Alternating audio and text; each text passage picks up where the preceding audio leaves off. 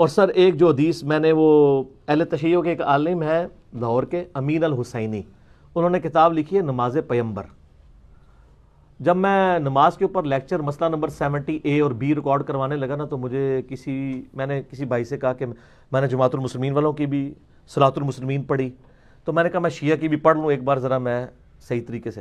جب میں نے نماز پیمبر کھولی تو میں تو ایکسپیکٹ کر رہا تھا اس میں اصول الکافی کے حوالے ہوں گے یا نہج البلاغہ کے ہوں گے.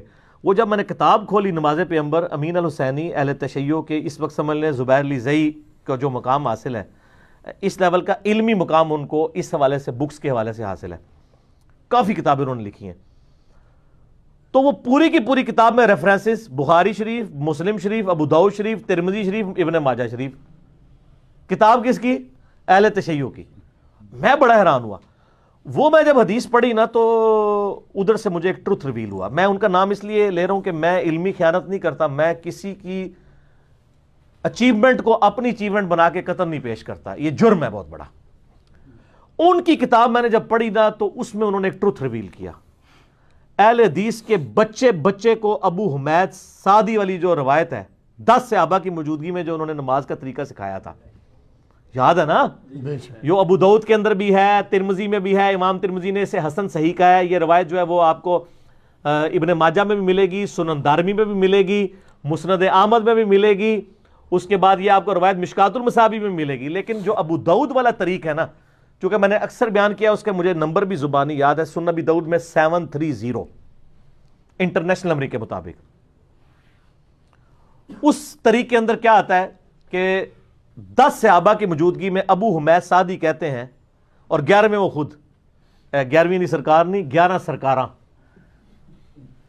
عبداللہ ابن زبیر سے تو میں نے ثابت کیا نا، 11 اور سے ثابت کرنے لگا ہوں. ٹوٹل کتنے ہو گئے؟ 12. 12ویں کی بھی نسبت ماشاءاللہ نبی الاسلام کے پیدائش 12 ربیع الاول شریف. تو یہ 12 سرکاروں سے، 12 صحابہ سے ثابت کر رہا ہوں اللہ کے فضل سے. تو وہ 10 صحابہ کی موجودگی میں ابو حمید سعدی کہتے ہیں کہ میں تم اور نبی الاسلام کی وفات کے 30 سال کے بعد یہ مجلس ہوئی ہے، کیونکہ اس میں جو ابو قتادہ بھی موجود ہیں اور باقی سینئر اصحاب بھی اس مجلس میں جو لوگ موجود ہیں، اس کی اگر آپ اسماء و رجال سے کیلکولیشن کریں تو یہ نبی الاسلام کی وفات کی آلموسٹ 30 سال کے بعد کا یہ واقعہ ہے کہ ابو حمید سعدی کہتے ہیں کہ میں تم سب سے زیادہ نبی الاسلام کی نماز سے واقف ہوں. اللہ اکبر، بڑا دعویٰ ہے. تو اصحاب نے کہا آپ یہ دعویٰ کیسے کر رہے ہیں؟ آپ تو بالکل آخر میں مسلمان ہوئے ہیں اور ہمیں نبی الاسلام کی صحبت آپ سے زیادہ تھی. انہوں نے کہا ٹھیک ہے، میں تمہارے سامنے نماز پڑھتا ہوں، اگر میری نماز صحیح ہوئی تو تم میرے دعوے کو صحیح مان لینا، اگر میری نماز غلط ہوئی تو دعویٰ غلط کر دینا. انہوں نے پوری نماز پڑھ کے بتائی. اینڈ پہ ان 10 کے 10 لوگوں نے کہا اللہ کی قسم نبی الاسلام اپنی وفات تک اسی طریقے سے نماز پڑھا کرتے تھے. تو 11 بندوں کی گواہی ہوگی. وہ حدیث تو میں بعد میں بیان کرتا ہوں، میں نے آخری پورشن پہلے بیان کر دیا. 11 سرکاراں اسی طرح نماز پڑھا کرتے تھے. اچھا، اس سے یہ بھی پتا چلا کہ جو سب سے آخر میں مسلمان ہو رہا ہے تو یہ کہتے ہیں نا جی وہ پہلے تھا بعد میں منسوخ ہو گیا، وہ بھی کام ختم ہو گیا.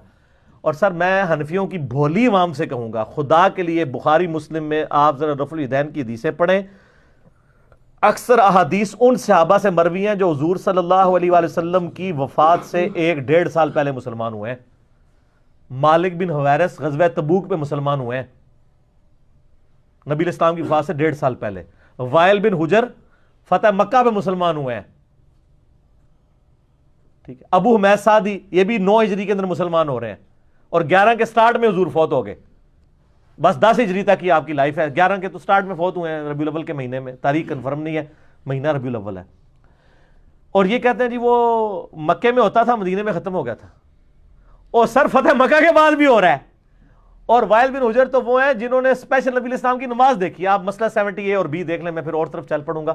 ایک ٹاپک کو ایک ہی نشست میں کنکلوڈ کرنا ہے. تو مزے کی بات دیکھیں کہ وہ 10 اصحاب کی موجودگی میں ابو حمید سعدی کہتے ہیں لو جی پھر نماز شروع ہونے لگی. تسی بھی ذرا اپنی نماز چیک کر لو.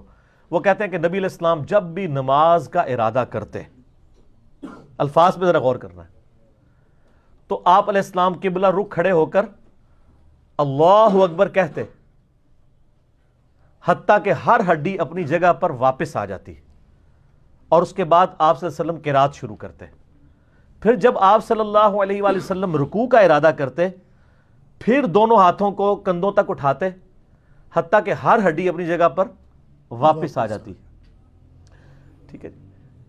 پھر جب رکوع سے سر اٹھاتے پھر سمیع اللہ لمن حمیدہ کہتے اور دونوں ہاتھوں کو کندھوں تک اٹھاتے حتیٰ کہ ہر ہڈی اپنی جگہ پر واپس آ جاتی. پھر سجدے کے لیے جھکتے. اچھا وہ پھر ہر جگہ ہاتھوں کی پوزیشن بتاتے ہیں کہ رکوع میں ہاتھ گھٹنوں پہ رکھتے اور بالکل یہ سیدھے کر دیتے.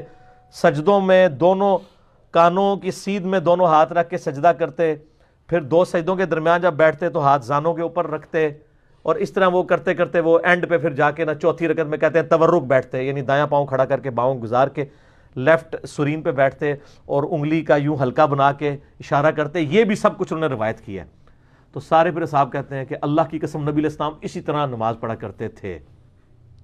اچھا یہ روایت لکھی امین الحسینی صاحب نے. انہوں نے کہا کہ سر اس روایت سے اہل تشیع کی نماز ثابت ہوتی ہے کیونکہ اس میں ہاتھ باندھنے کا ذکر کوئی نہیں ہے. دوسرے کہتے ہیں نہیں سر وہ عدم ذکر ہے. نا پرانی ہیں گلاں, عدم ذکر کہاں سے ہوا میرے بھائی؟ یہ تو خود روایت بول کے کہہ رہی ہے آپ کو. ابو داؤد والا طریق پڑھ رہا ہوں, ترمذی والا لمیٹڈ طریق ہے, ابو داؤد کا ڈیٹیل ہے. میں آپ سے پوچھتا ہوں, وہ کہہ رہے ہیں نبی علیہ السلام جب نماز کا ارادہ کرتے تو قبلہ رخ کھڑا ہو کر دونوں ہاتھ کندھوں تک اٹھاتے حتیٰ کہ ہر ہڈی اپنی جگہ پر واپس آ جاتی. تو وہ سٹارٹ کہاں سے لیا تھا ہڈی نے؟ جب آپ نماز کا ارادہ کرتے ہیں تو کہاں سے ہاتھ سٹارٹ کرتے ہیں؟ ایسے ہی کھڑے ہوتے ہیں نا. اچھا, اور پھر رکوع کے بعد بھی تو وہیں واپس آنی ہے نا جہاں پہلے آئی بھی تھی. اور رکوع کے بعد والا اور ارسال الیدین اسی سے ثابت کر رہے ہوتے ہیں. جب اہل حدیث جو ہے وہ علماء عرب کے کتاب لکھتے ہیں نا خلاف, تو کہتے ہیں اس میں دیکھیں واضح موجود ہے کہ ہر ہڈی اپنی اصلی جگہ پہ آتی ہے اور ہڈیوں کی اپنی اصلی جگہ یہ ہے. تو سر وہ پہلے بھی اپنی اصلی جگہ پہ ہی آئی ہوئی ہے. تو بیسیکلی انہوں نے ہاتھ باندھے ہی نہیں تھے, وہ ہاتھ چھوڑ کے ہی نماز پڑھی ہے انہوں نے.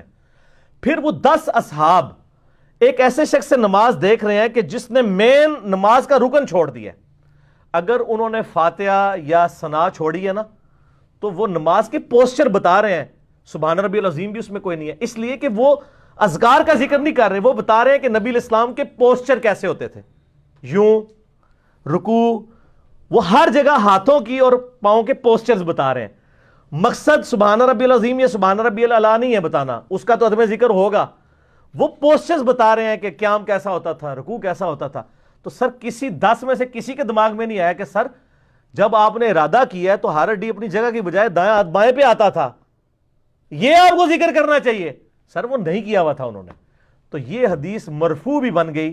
عبداللہ ابن زبیر کا عمل تو تھا, یہ 11 صحابہ سے یہ بھی ثابت ہو گیا کہ نبی علیہ السلام بھی ہاتھ چھوڑ کر نماز پڑھا کرتے تھے. اور یہ بہت زبردست دلیل ہے, اور یہ ایسی دلیل ہے کہ جس کے آگے جب میں نے پہلی بار وہ پڑھا نا تو میں پھر اس کے اوپر قائل ہو گیا. میں نے کہا یار یہ بہت سٹرانگ چیز ہے.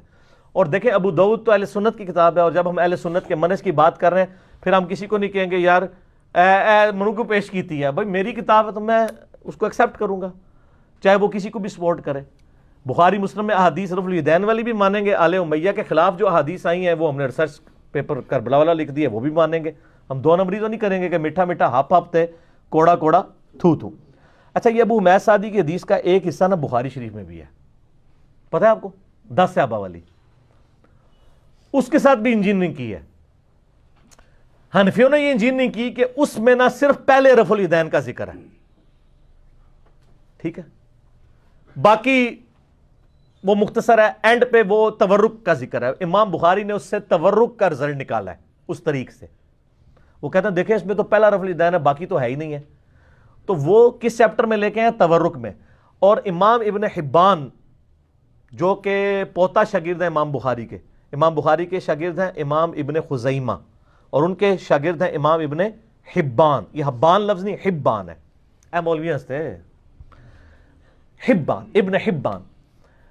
ابن حبان نے ابو حمید سعدی کی حدیث کے اوپر باب باندھا ہے ان لوگوں کے رد پہ جو اس سے یہ ثابت کرتے ہیں کہ یہ پہلے ہی رفع الیدین ہے. باقی انہوں نے بتایا کہ یہ ایک طریق ہے, باقی طریق بھی جمع کریں نا. پورے طریق تھے اس کے ابو داؤد اور ترمذی اور ابن ماجہ میں ہے. امام بخاری نے اس سے تورک نکالا ہے. تو وہ اہل حدیث جو ہے نا رکوع کے بعد ارسال الیدین, وہ کہتے ہیں دیکھیں رکوع کے بعد ہے کہ بالکل سیدھا کھڑے ہو جاتے حتیٰ کہ ہر ہڈی اپنی جگہ پہ آ جاتی. ٹھیک ہے, تو سر اگر وہ بالکل سیدھا کھڑے ہو جاتے تھے تو پھر قیام میں بھی وہ بالکل سیدھے ہی کھڑے ہوئے ہوتے تھے. سمجھ آ گئی آپ کو میری بات کی؟ تو ایک پاسو چپکٹ ہو گئے دوسرے پاسو نکل جائے گا، اس لیے آپ ایسی بات کیا کریں جو بات مانی جاتی ہو۔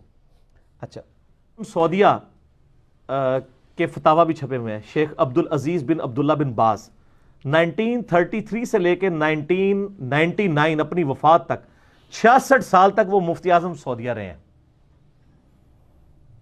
پہلے مفتی اعظم سعودیہ۔ 99 میں ہی ڈیتھ ہوئی ہے عبدالعزیز بن باز کی، اور 99 میں ہی ڈیتھ ہوئی ہے شیخ البانی کی۔ تو ان سے نہ کسی سے، ان کے فتوے اردو میں بھی چھپے ہیں، ان سے کسی نے سوال پوچھا کہ یہ رکوع کے بعد جو ہاتھ باندھتے ہیں، تو وہ یہ قائل تھے کہ رکوع کے بعد بھی ہاتھ باندھنے چاہیے۔ تو اس کے اوپر انہوں نے بحث کی کہ جی وہ رکوع کے بعد ہاتھ چھوڑنے کی کوئی دلیل موجود نہیں ہے، قیام میں بھی ہاتھ باندھیں پھر اور بعد میں بھی آپ باندھیں، قومے کے اندر بھی کرتے کرتے نا اینڈ پہ وہ جا کے لکھتے ہیں کہ لیکن یہ یاد رکھیں کہ نماز میں ہاتھ باندھنا یہ نماز کے ارکان میں سے نہیں ہے، اگر کوئی ہاتھ چھوڑ کے نماز پڑھتا ہے تو اس کی نماز بھی بالکل درست ہے، لہٰذا اس پہ جھگڑا نہ کھڑا کیا جائے۔ تو سر میں اہل حدیثوں سے بھی ریکویسٹ کروں گا کہ سپوز اگر آپ اس کو جو ہے وہ ہم سے کوئی دشمنی کرنا بھی چاہتے ہیں تو آپ کے مفتی اعظم نے بھی مانا ہوا ہے کہ یہ بنیادی ارکان میں سے نہیں ہے، اگر کوئی ہاتھ چھوڑ کے پڑھتا ہے اس کو پڑھنے دیں۔ اگرچہ ہم آپ کے مفتی اعظم کے سامنے بھی یہ دلائل رکھتے ہیں تو وہ بھی انشاءاللہ مان جاتے ہیں، آپ کو تو مان لینا چاہیے کیونکہ آپ تو کہتے ہیں ہم کسی کے مقلد نہیں ہیں۔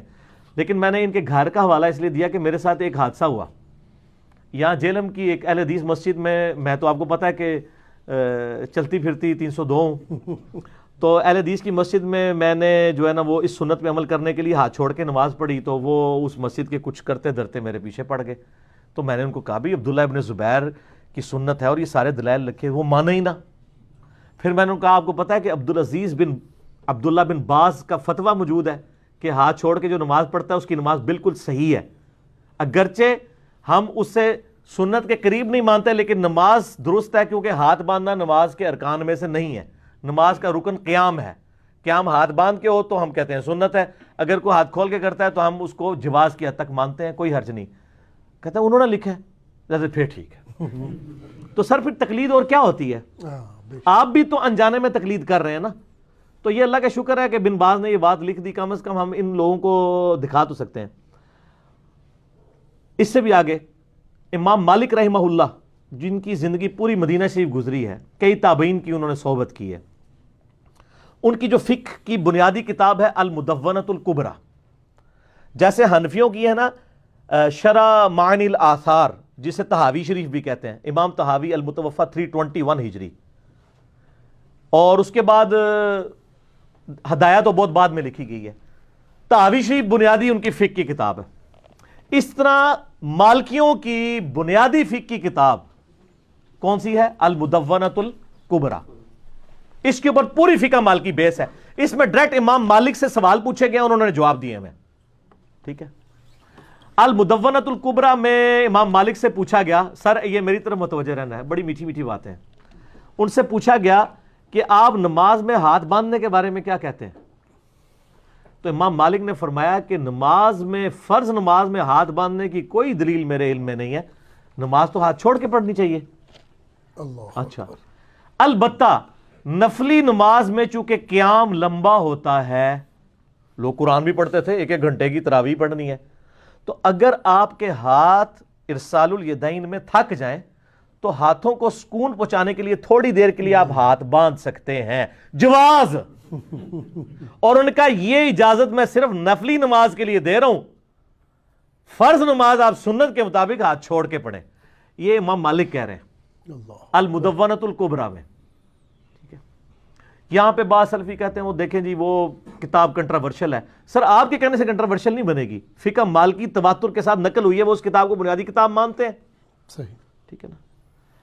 البتہ الموطا امام مالک جو امام مالک کی کتاب ہے اس میں انہوں نے وہ روایتیں لی ہیں، وہی روایت بخاری میں بھی آئی ہے، امام مالک سے ہی امام بخاری نے لی ہے۔ الموطا امام مالک میں موجود ہے کہ دایاں ہاتھ بائیں پہ رکھنا یہ سنت ہے۔ سال ابن سعد السعدی کہتے ہیں کہ اگلے زمانوں میں ہمیں حکم دیا جاتا تھا کہ ہم اپنا دایاں ہاتھ بائیں ہاتھ پر رکھیں، لیکن اہل تشیع اس روایت کی تعویل کرتے ہیں، یہ روایت بخاری میں بھی ہے، وہ کہتے ہیں اس میں انہوں نے یہ تو نہیں کہا کہ نبی علیہ السلام کے زمانے میں حکم دیا جاتا تھا، کیونکہ ابو حازم تابی کہتا ہے کہ میرا خیال ہے کہ وہ اسے مرفوع کرتے تھے، مجھے کنفرم نہیں ہے کہ یہ حکم نبی علیہ السلام کی طرف سے تھا یا کوئی اور دیتا تھا، اہل تشیع کہتے ہیں یہ آل امیہ حکم دیتی تھی کہ صرف ہاتھ باندھ کے ہی نماز پڑھو. سر وہ کہتے ہیں الفاظ فٹ ان ہے کہ اگلے زمانوں میں ہمیں حکمن یہ کام کروایا جاتا تھا. ہم کہتے ہیں کہ یہ حکم سے مراد نبی الاسلام کا حکم ہے. وہ کہتے ہیں راوی نے نبی الاسلام کا ذکر نہیں کیا. یعنی ہم تو خیر دونوں کی سنت مانتے ہیں, تو اس کی وہ تعویل اس اعتبار سے بھی کرتے ہیں. بہرحال الموطا امام مالک میں ہاتھ باندھنا ہے, اور جو ان کی فقہ کی اسٹیبلش کتاب ہے المدونۃ الکبریٰ اس میں چھوڑنا ہے. تو ظاہر ہے پھر اس کی حیثیت ثانوی ہوگی. المدونۃ الکبریٰ کی جو حیثیت ہے وہ پھر پرائرٹی بھی ہو جائے گی, کیونکہ وہ اس کو فالو کر رہے ہیں. تو آپ چلے جائیں. مالکیوں میں اس وقت بھی 2 گروہ ہیں, لیکن زیادہ تر ہاتھ چھوڑ کے نماز پڑھتے ہیں. مالکی میجارٹی ہاتھ چھوڑ کے نماز پڑھتے ہیں.